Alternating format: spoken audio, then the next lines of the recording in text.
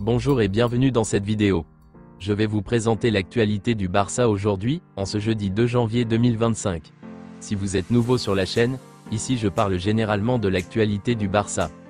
Donc n'hésite pas à t'abonner, et appuyer sur le bouton j'aime et un commentaire pour le référencement, et ainsi me soutenir. Voici mon compte TikTok, pour les intéressés. Merci, et commençons.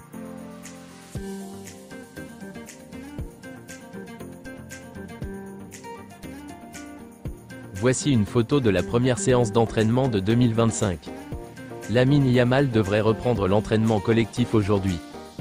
L'avenir de Wojciech Szczęsny au FC Barcelone est étroitement lié au rétablissement de Marc-André ter Stegen. Ce dernier n'a toujours pas joué depuis sa signature.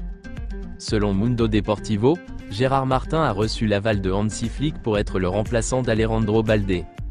Il va bientôt prolonger son contrat jusqu'en 2028, avec une clause libératoire de 100 millions d'euros. En 2024, Joan Laporta a fait 3 recrutements, qui ont coûté près de 90 millions d'euros. Vitor Roque, qui est prêté au Real Betis, Dani Olmo, qui pourrait partir gratuitement, et Pau Victor qui ne pourra pas jouer pour le Barça cette saison. Voici en résumé l'affaire Dani Olmo et Pau Victor en ce moment. La Liga et la Fédération royale espagnole de football considèrent le dossier comme clos, et désinscrivent les deux joueurs. Le Barça assure que le dossier n'est pas clos, et que c'est entre jeudi et vendredi qu'il pourra présenter les garanties nécessaires.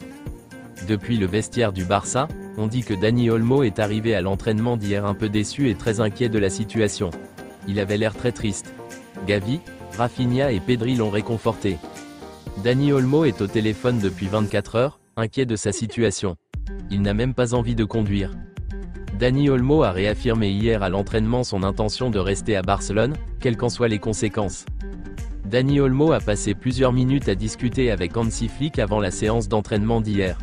Hansi Flick a essayé de le calmer en lui faisant comprendre que le Barça ne le laisserait pas tomber. Les sources du Barça continuent de dire qu'elles sont confiantes et croient que Dani Olmo et Pau Victor seront enregistrés avant samedi. Il est clair que le club semble avoir un plan et qu'il a confiance en lui. Arsenal, Liverpool, Manchester United et Manchester City se sont renseignés sur le cas de Dani Olmo. Pour l'instant, Dani Olmo n'a pas l'intention de quitter Barcelone.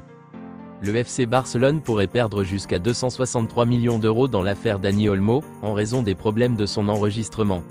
48 millions d'euros de salaire, 55 millions d'euros d'indemnités de transfert versées à Leipzig, 60 millions d'euros de valeur marchande, 100 millions d'euros de perte de sièges VIP, vendus à la moitié de leur valeur.